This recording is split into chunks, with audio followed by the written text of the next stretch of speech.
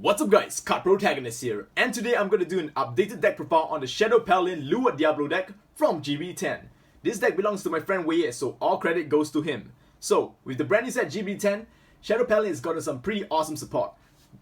First up, we got a brand new generation rare which allows us to discard cards, potentially discard cards from our opponent's hand, especially if they do not commit onto the field. Secondly, we got an awesome brand new crit trigger which allows itself to be recycled back into the deck. And when sacrificed, you are able to draw one. That is freaking amazing. And of course, last but not least, we have gotten a brand new promo in this set. It is a box stopper for the GBT-10 series. So if you bought a couple packs, be sure to ask your locals for the promo packs, because there's a chance you would pull this awesome card, which has replaced some of the previous Shadow Paladin cards which I played in my previous deck. So yeah, this deck has been topping all over Asia because of how popular it is, with its ability to resend the Vanguard with huge power with Luard and Hoel. We are able to create a very powerful resending Vanguard while able to manage our resources very well, because Shadow Paladin is the master of Superior Calling size 1s, which you will be sacrificing to gain multiple effects, such as Cardin's ability to gain plus 5k power and give your Vanguard ability when attack hit, you are able to Superior Call more units, and of course Luard Diablo ability to power up the field. So generally, Shadow Paladin is one of those decks that have everything in it. So I'm really looking forward to do this deck profile. So let us begin. First up, he played 4 copies of Luard Diablo. Sorry, that's Luard, I'm so bad. 4 copies of Luard. Basically, Luard is a very powerful unit because of its strike break skill. Whenever it performs strike, you may pay the cost of 1 count blast and sacrificing 1 unit to control. If you do, search your deck for 2 grade 1s and grade 1 and below and superior call them to your rearguard circle. So in exchange of 1 count blast and 1 unit, you are able to superior call two brand new units of your choice, which is good because you're able to 2-box your whole deck for the cards you need. So if you need a counter charge, you can always search out your Owl, or if you need extra power, you can always search a Cardin, especially during the turn you're straight into Spectral Diablo. So this is a very powerful card.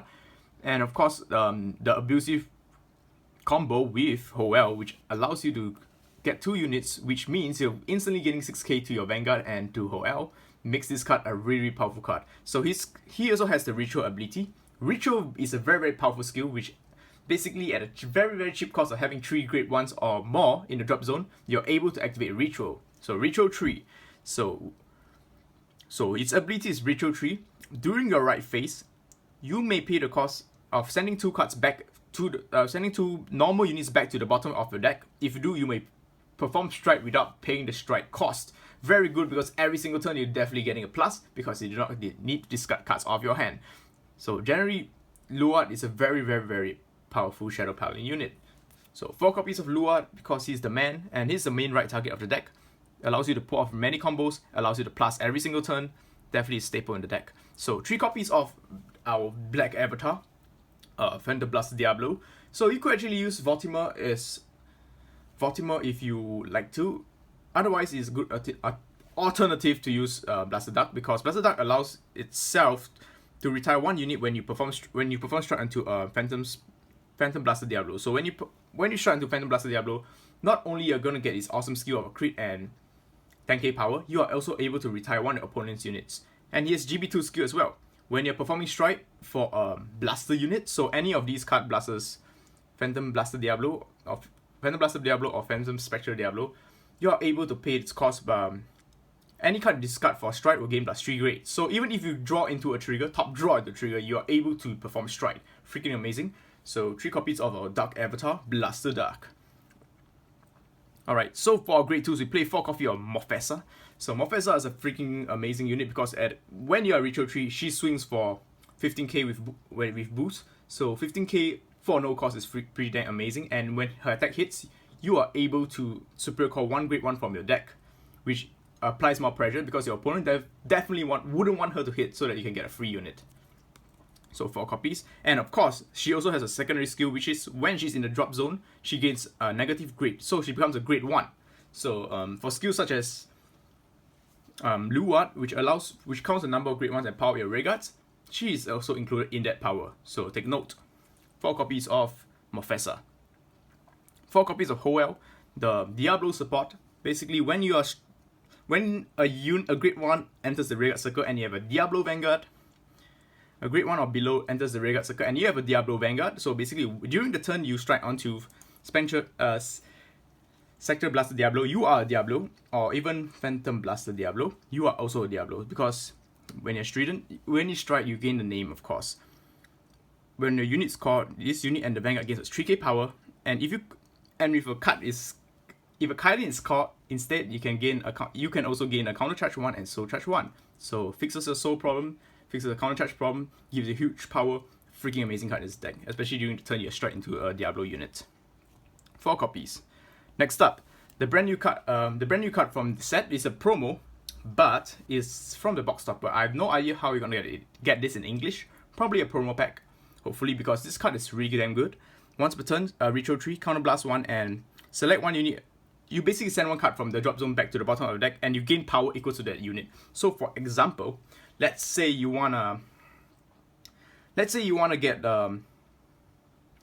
Kairi back into your deck, and you basically can just gain 7k power just like that. It's pretty damn amazing. And second skill is when the unit attack hits the Vanguard and be paid the cost of retiring one unit, you can draw one card. So the reason why he's good is because, first up, he helps you cycle card back into your deck. Secondly, he gains huge amount of power. So he's easily like a Morphesa. This deck has a lot of high power units right now. All its grade 2 rearguards are definitely very, very powerful and a must play in this deck. So it actually replaces Groans. Last time we actually played Grandpa Groans, but now we play him. He's also good because this deck doesn't really have a problem with Counter Blast. We have Abyssal Owl to counter charge, and of course we have Hoel. Whenever it calls stuff, you can counter charge as well. Alright, so let's get into a grade 1. So we play 4 copy of the brand new Perfect Guard. Alright, this is not really brand new, it's from GBT-10. She is the Luard Perfect Guard actually. This is a Drag Wizard, I believe. Her skill is, when this unit in the drop zone, retro 3, you may select 2 copies of this unit and send one back to the bottom of the deck and add one card. Add one of those Perfect Guard back to your hand. So basically, if you have 2 of her in the drop zone, pay the cost of retiring one of your own rearguards on the rearguard circle. So you can probably retire something like Swordbreaker. Retire her. You have 2 copies of her in the drop zone. One of them go to the bottom deck, and one of them goes back into your hand. Freaking amazing, because this ensures you that you will always have a Perfect Guard in your hand, because Perfect Guard's awesome because the meta is so powerful, so big right now, huge numbers everywhere. You definitely need that Perfect Guard. She comes in handy. She's probably one of my favorite Perfect Guards in the game. So 4 copies, because you definitely can't mix them up. You can't mix the Perfect Guards because this time you want to play her in pairs so that you can get that +1 Perfect Guard into your hand. So 4 copies of Cardane. Cardane is the main engine of the Phantom Spectre Diablo engine. Basically, when he's retired for effect, he gains his 5k power while you control a Diablo Vanguard. So when you're in Spectral, you can sack him. Spectral gains 5k power. The power stays until end of turn, and Spectral gains a skill. When the unit attack hits, you can superior call 1 grade 1 onto your rearguard circle. And if you have Hoel on the field, he gains his 5k power. So that's something to note, because not only you're calling a free unit, you're calling a free unit that gains power as well. So your opponent has a guard for more. So the main reason why we use him is because he allows you to power your Vanguard so much in one turn, which is ridiculous. So next up, 2 copies of Abyssal Owl. Abyssal Owl, very, very good card because it allows you to counter charge whenever you sack and you have a Luard in the heart. So this deck actually plays for Luard and for Diablo. So it's okay because when you strike into Spectre Diablo above, you will still have the Luard name, because as long as it's in the heart, it is still considered a Luard because Luard is in the heart. So when you sack and you have retro 3, you can counter charge 1. And his another skill actually helps you get Luard faster in the early games. When this unit is placed on the rearguard circle from your hand, check out the top 7 cards of the deck and search for 1 Luard and add it to your hand, then discard cards up to grade 3. So you could either discard 3 grade 1s or 1 grade 3. But you got that Blaster Dark and you can discard that Blaster Dark, or you could discard a grade 2 and grade 1. So it's consistently helps you get your Luard and counter charges. Good. So 2 copies of Swordbreaker. Swordbreaker allows you to draw 3 cards. When she's caught from the deck, you can Soul Blast 1 and draw 1 card. So very easy because Luard allows you to call 2 cards from your deck. So easily you can call her out and get a +1. And you can always, of course, sack her off for food or a Gazer Dragon. 2 copies of Swordbreakers.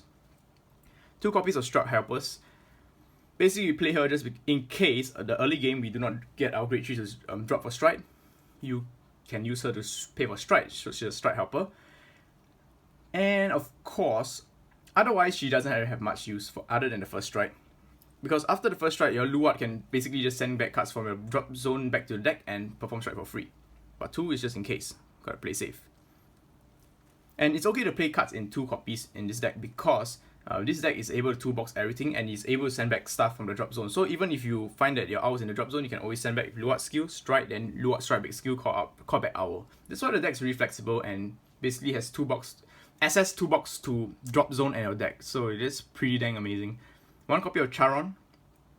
When your Vanguard's a blaster, when it's paid for a cost of blaster skill, it is treated as 2 costs. So basically what you do is Spectral Diablo, 1 card for 2 costs. PBD, 2 cards for 3 costs. So that's pretty damn amazing. And of course you can search out for a Blaster Duck just in case you want to drop Blaster Duck for some reason. Well, sometimes your opponent does have rear guards and doesn't have a lot of rear guards. You want to get a Blaster Duck so they get free retire to finish the game. You could do that as well. So for trigger lineups, we play 8 crits. Alright, this is the brand new crit from the set GBT-10.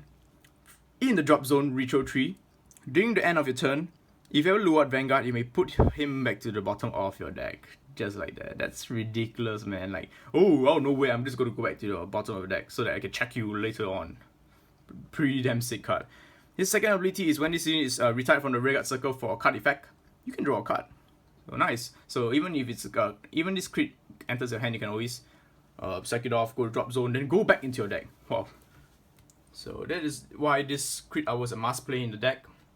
4 draw triggers because Mongol clones, when you're able to pump up the soul, and when you go into the soul, you can select one of your rearguards, gain plus 3k power, fix up some of the magic numbers, especially because you have Hoel, which gives you huge number all over the place.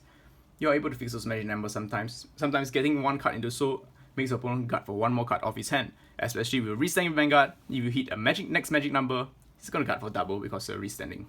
So one starter, of course. Root, Drag Prince Root. When this unit is sacrificed from the rearguard circle, you may count +1 and put him into the soul.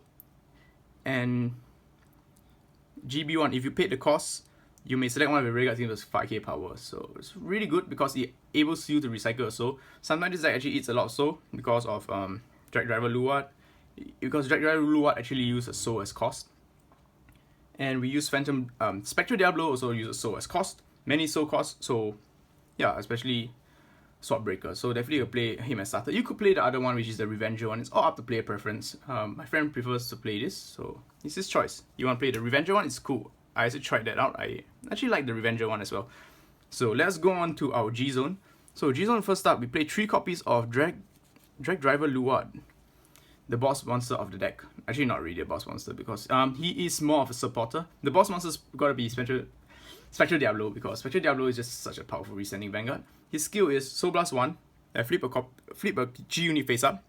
When this unit enters the Vanguard circle, you may pay the cost. And for each copy of itself face up, you may superior call 1 grade 1 from your deck. And then count the number of grade 1s in your drop zone. And that unit gains us 1k power for each grade 1. So in the late game, this card is freaking damn amazing because easily you can get 10 grade 1s in drop zone. Oh yeah, that's 10k power to each of my rearguards being caught by its effect. So it's a very cheap cost at the cost of 1 Soul Blast and 1 Flip Up, which is practically almost free. You're going to gain a skill to recruit and a skill to power up those recruit units. So it's pretty much like Go Paladins. Freaking amazing card. I definitely play him, especially during times where you have very low field count. You need your friends back onto your field. Definitely use his skill because it is pretty damn amazing to recruit units and gain power up. 1 copy of the brand new card, Draganger Okma, I'm so sorry. He's the brand new card from the GBT-10 set. He's a generation rare, but this SGR looks pretty damn sick. He says food. The world is food. Wow. He basically eats the world. Ritual 5. So this, I think, was one of the very few non-Ritual 3 units in the Shadow Paladin archetype. Ritual 5. Count +1, Soul Blast 1, and choose a face down card at G zone and turn it face up. Choose up to 5 cards from your. Choose up to 5 great ones in your rearguards. up to 5 of your grade 1 rearguards and retire them. So what you want to do is you want to flood your field full of grade 1s, which is very easy because you have Luard, and then retire them. Your opponent chooses a card from his or her hand or rearguards for each card retired this way, and put them to drop zone. So if your opponent doesn't have cards in their field, they have to discard their hand. That is freaking crazy because let's say they play again, you play against decks like maybe Grand Blue or Magia. Oh no, Luan So basically what you do is they have always have empty fields to prevent retiring and lock. But if they don't have any field, they have to discard cards. Oh, and imagine where that perfect guard goes. It is always in the hand. So your opponent probably need to discard like 3 cards in the hand, 3 or 4 cards out of the hand. And yeah, that turn is pretty much very painful for them. So many of you guys have been telling, I'm saying, oh, but why would you go to Okma if you could just PBD? Right, that's one thing is because sometimes your opponent have G Guardians in hand, and PBD is pretty much useless against G Guardians. So G Guardian is a great way for decks like Magia to control against PBD. So if you know that your opponent's having a heal trigger in the hand and he can generation guard your PBD, definitely go for him, punish him. Oh yeah, you got a heal trigger, right? Why don't you just discard it, man? And of course the skill is, if the total number of rearguards is put in drop zone by both players, effect 3 or more, draw a card. So basically if you sack 2 or more and your opponent sack 1, you gotta get a free card. So at the cost of 1 Counter Blast, Soul Blast, you retire your opponent's stuff, you get to draw 1. It's pretty good, pretty dang good, I say. It is good against certain decks, not every deck you use it. So we play it as a one-off so that you are able to counter some decks if you need to. Otherwise, you just swing to with our boss monster Diablo and for game. So Phantom Blast Spectre Diablo, I have problems with that name every time. Once per turn, activate cost Soul Blast 1 and turn a unit in the G zone face up. So you could turn up any cards. If you did not use a Sea Breeze early on, you could always turn it up face up. If you do, you retire one of your rearguards as well. Retire one of your rearguards and you gain a skill. Where this at the end of the battle, when this unit attacks the Vanguard, you can Counter Blast 2 and sack 2 units. If you do, resend this unit and it loses 2 in drive, so it becomes a single drive. But it is still a stride, so it is still a huge number to guard. That's why this card is terrifying. If you manage to power him up to like 50k to pass, oh yeah, the next one is still going to be 50k no pass. So how? You want to drop 100k for my Vanguard? So he's such a good card. It's a timeless card. Definitely one of my favorite strides in the game. Shadow Paladin strides. Been using him for a very long time. 2 copies is enough because fortunately it doesn't need to flip itself face up. So you are able to use 2 copies. Next up, 2 copies of Aura Gazer Dragon. Gives you the basic resource management early game. So your first strike, most likely you're going to go for Aura Gazer Dragon. Sack off 2 of your rearguards. And sack off 2 of your rearguards. Normally cards like feelers like Sword Breakers. And allow you to draw 2 brand new cards into your hand while powering up with 5k. So Counter Blast 1, Soul Blast 1, when this unit attacks the Vanguard, pay the cost. Sack 2 units and check the top 2 cards of deck. For each card that is grade 1 or less against its 5k power. So yeah. The 5k power effect, to be honest, doesn't matter unless your opponent is at high damage, like 4. Otherwise, you won't be guarding it probably. But it's still very nice to get some resources back into your hand. So, 2 copies of PBD.